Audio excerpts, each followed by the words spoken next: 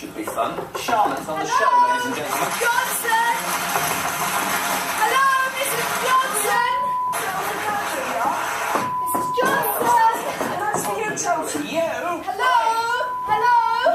What's going on? Who the bloody hell are you? Oh, I'm terribly sorry to burst in on you like this unannounced, but the back door was open actually, and so... Oh, I do hope I haven't alarmed you. It's always open so that I don't have to get up every time some bloody nuisance comes knocking.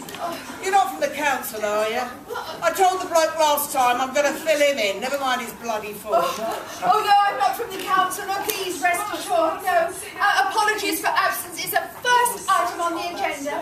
I'm afraid Mrs. Wharton is so sorry she couldn't make it, but she's been called away on a very important meeting. Mrs. Wharton? Never heard of her. Oh, just a minute. She wasn't the woman down the road with 5 kids who ran away with the pools bloke from Mitcham, was she? Blimey. She never needed a treble chance, that one. One was enough for her. No, that doesn't sound like Mrs. Wharton at all, actually. No, Mrs. Wharton is my coordinating officer, and unfortunately she couldn't be here to introduce us, so to speak, to get our first meeting after a flying start, so to speak. I'm so sorry. Would it be possible to turn the sound down a little bit? May I sit down, please? Oh, right. What sessions are you talking about? Oh, are you an hairdresser or something? A hairdresser? Oh, how funny. No, I'm actually what we call a befriender. I'm part of a team of people who make it their job to visit people who need help. People who would benefit from contact with other people to help improve their quality of life going forward. Well, to cut a long story short, in a nutshell, without beating about the bush, I'd be absolutely delighted to be your listening friend. Listening friend? And what makes you think I need one? Well, you must have been amenable to the idea when you saw Mrs. Wharton, otherwise I wouldn't be here. You'd have to be vetted for suitability for entry to the programme, and I'm really delighted that you qualify. I still don't know what you're talking about. But then I can't remember anything these days. What was she wearing? Oh, probably taupe.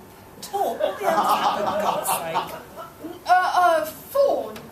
Well, more a sort of a browny grey, really. But let's talk about you and your life here on the Beddyton estate. Oh, and do feel free to ask me any questions you'd like, anything at all. I'll be visiting here once a week. Well, that's if you'd like me to. So you'll have plenty of time to think of questions between visits. So, what do you like doing? Driving racing cars. Racing cars? Yes, and in my spare time I run marathons. The old blood pressure goes through the roof at about 20 miles, but who cares when you're having fun? Oh, you're pulling my leg, aren't you? You had me believing you there for a moment. No, really, how do you spend your time? Now look, what's this all about? You come in here without so much as a by your leave, and I'm supposed to tell you all my worldly secrets. Why do you think I want to? I don't want to be rude, but why don't you bugger off and leave me alone? I'm so sorry if I've offended you. I didn't really mean to. This was all arranged by Mrs. Wharton some time ago, and well, you obviously don't remember. I have that problem issue increasingly myself these days, but it's my first time doing this, and I did really want to get off to a good start. My first time out. I'll have to report back to Mrs. Wharton about what happened, or didn't actually. Oh dear. All right, look, I'm sorry, love. I'm sorry. I was playing silly buggers again. You're only trying to help. Let's start again. You want to know something about me, do you? Well, I'm 83.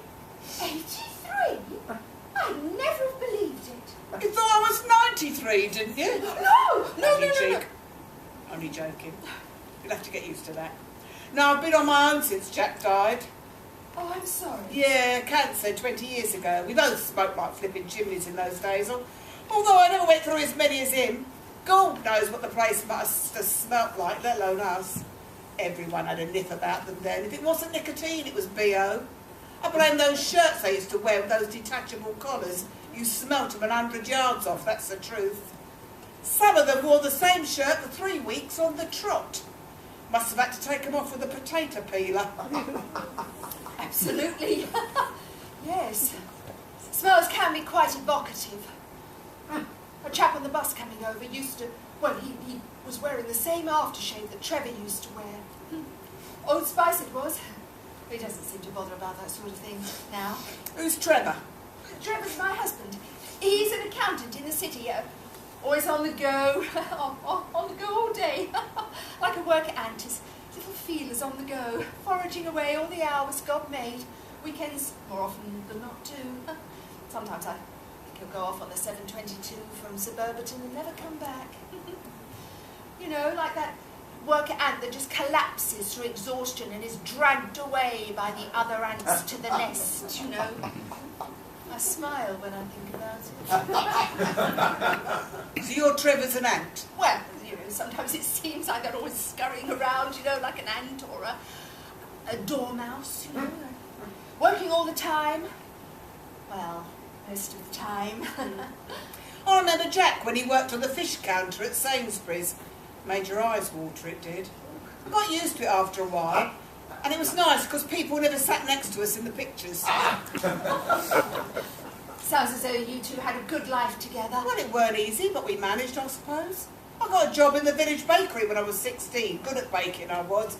Especially kneading the dough, because I had strong arms, see? Huh? That's where I met Jack. Yeah, he was a good man. I wouldn't have changed a thing about him, apart from those smelly old shirts. What happened in the end? Oh, I mean, if you'd rather not tell me. That's all right, dear. We were looking forward to him retiring and getting his pension, but he never made it, you see. Those ruddy fags sort of that. Maybe Cutter used to smoke, then it was Craven A. You know, the ones they said was kinder to your throat. Didn't say they were good to your lungs, though, did they?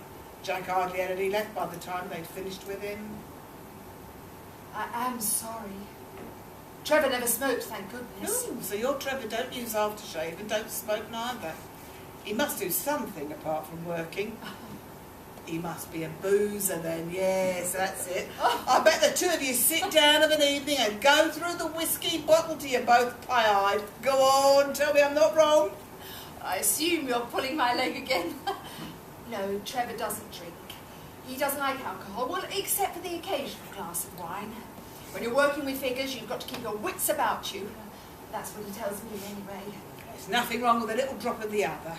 Not all the time, but when the time's right. Jack wasn't a boozer, if you know what I mean, but he enjoyed his beer and a nip of scotch on birthdays or at Christmas. I used to have one too. It helps you get on, especially if you've had a tiff or something.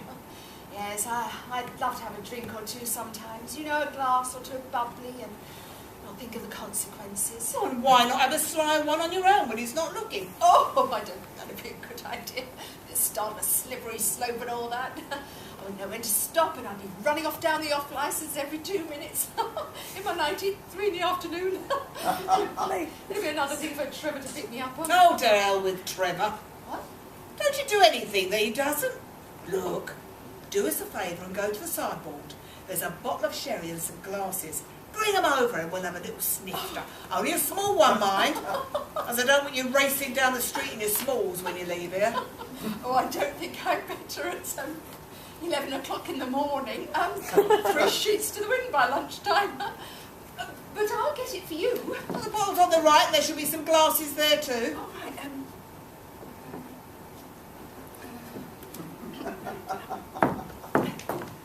Oh, well, you both look very happy. What have we got there? Oh, the wedding one. Would have been bad if we had long faces that day, wouldn't it? Well, it would have been a bit early for doubts to creep in, yes. We had a good do at the corner house afterwards. Our own private room, all done out nice with silver cutlery and real linen serviettes, all starched and pressed like dicky fronts. Jack never used his as he was afraid of messing it up, so he used the handkerchief in his top pocket instead. I've always remembered that. It's always the little things. Our photos are in an album somewhere. I haven't looked at them for years. You're sure you wouldn't prefer a cup of tea? Oh, tea be blowed. Give me that ruddy bottle and let's both have a bit of warmth from sunny Spain. Well, just a small one then. Oh.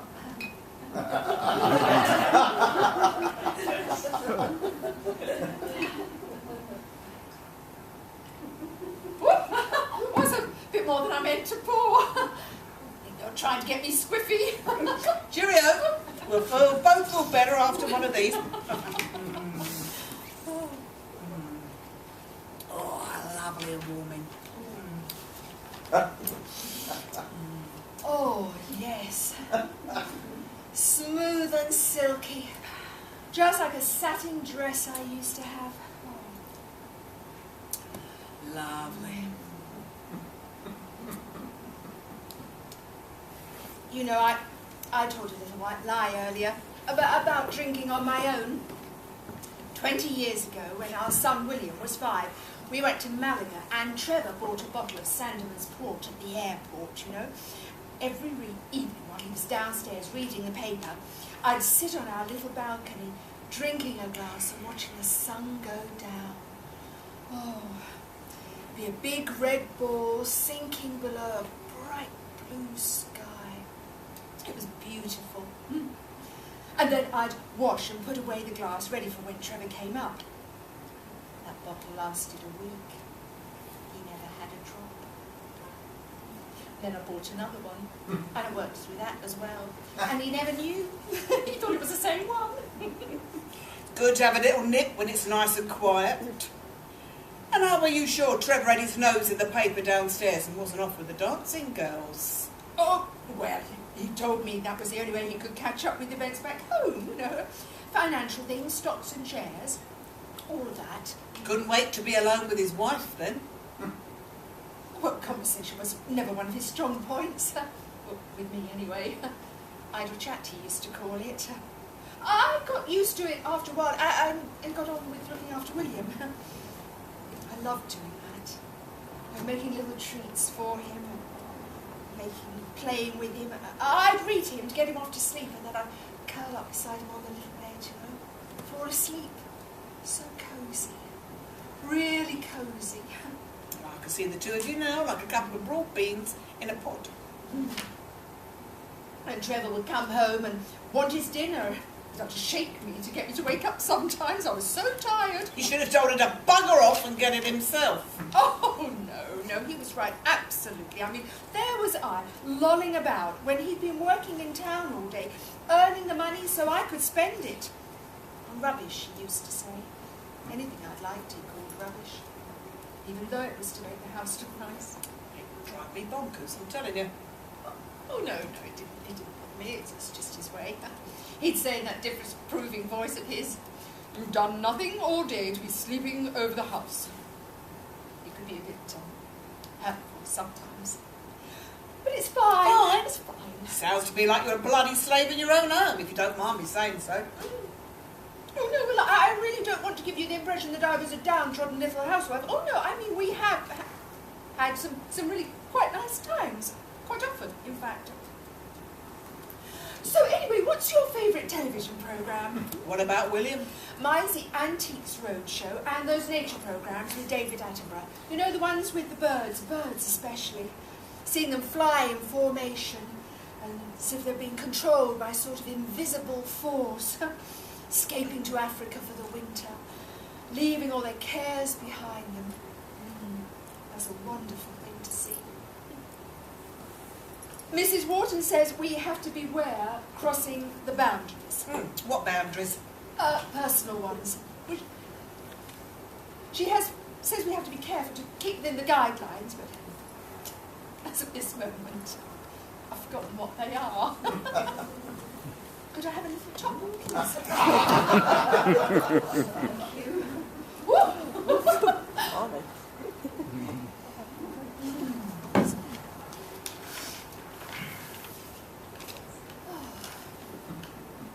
Oh, so sweet. William was such a sensitive little boy. He'd pick up on all the things that Trevor and I were saying to each other by our tone of voice and our expressions, you know, and he was artistic. He loved painting when he was at school, and when he was older, he wanted to go to art school, but Trevor said no, refused to even discuss it. wouldn't hear of it. Well, why not if he was such a good painter? He wanted William to be an accountant. He would have hated it. And Trevor couldn't understand that. Oh, the rows they had over that, both of them, shouting each other like maniacs. One night, it actually came to blows, the two of them rolling around on the floor like all in wrestlers. It was awful. Awful. I tried to drag them apart, but they were so strong. What happened after that? We saved up enough money and for a flight to Australia. And 6 months later, he was gone. Just like that. A bird leaving the nest. I thought I'd get over it, but I haven't, you know. I miss him so much, you see. I really, really miss him. I know how you feel, love. Jack was called up for national service in about 51. I think it was something like that anyway. And I didn't know where to turn, really. No, I'm sorry. Why do people keep telling me they know how I feel? Because they don't, you know. No one does. No one at all. You're right, love. Only you. I'm really sorry. But everyone goes on about how natural it is for children to leave home, but it wasn't natural at all. He was driven out. That's the long and the short of it, and he couldn't have got further away if he tried, could he? And you were left on your own? Oh, I was. But not Trevor. Oh no, dear old Trevor was hardly ever alone. No, those business dinners and the times he didn't come home. And when he did, I could smell them on him. Cheap perfume. He was so bloody arrogant, he thought I'd never suspect anything. He must have thought I was such a stupid idiot.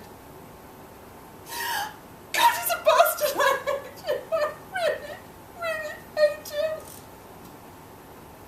He's a cheat and a bully, and I'm pretending everything's all right, and I must be the biggest fool in the world. Oh, I'm so sorry. I'm so sorry. I do apologise. It got to me all of a sudden. Don't worry, dear. A good cry is a tonic sometimes. Here, have one of these. Oh, and come on, drink up here as well. Come on. I'd sit up waiting for him. No phone call or anything. I'd turn in and lie awake, hoping the phone would ring. I did once or twice, but it was always the same thing. Missed the train, had to stay up in town. All the usual excuses. But it was obvious what he was up to. You always know when they've been telling porkies. The pity of it was he assumed that I was too stupid to suspect anything, you know? Keeping the little woman at home happy. Oh, that's what he thought, probably. But I was just a bundle of misery with no one to turn to and nowhere to go. For 2 pence, I'd have packed my bags and left him to it. Oh, why didn't you? I'm sorry, I don't know if I want to go on about it anymore. I think I've probably said enough. Those ruddy boundaries again. You said at the start I could ask you anything, didn't you? Or was I dreaming? Well yes, but I didn't really think I'd be talking like this to a stranger. We're friends now, aren't we? That's what you wanted, wasn't it? Yes. Yes, I did. So why don't you leave it? There must be somewhere you can go. Nowhere. Can't go anywhere. I'm stuck. Stuck in that bloody place with someone who despises me. That's why I'm doing this, you know. Befriending. To get me out of the house, you know. Do something worthwhile with my life while I can. I've got nothing. Nothing. My son's been driven away. I can't see him or my grandchild. And it's all down to that man. Can't even say his name anymore. He pulls the strings and I'm just a puppet dancing away.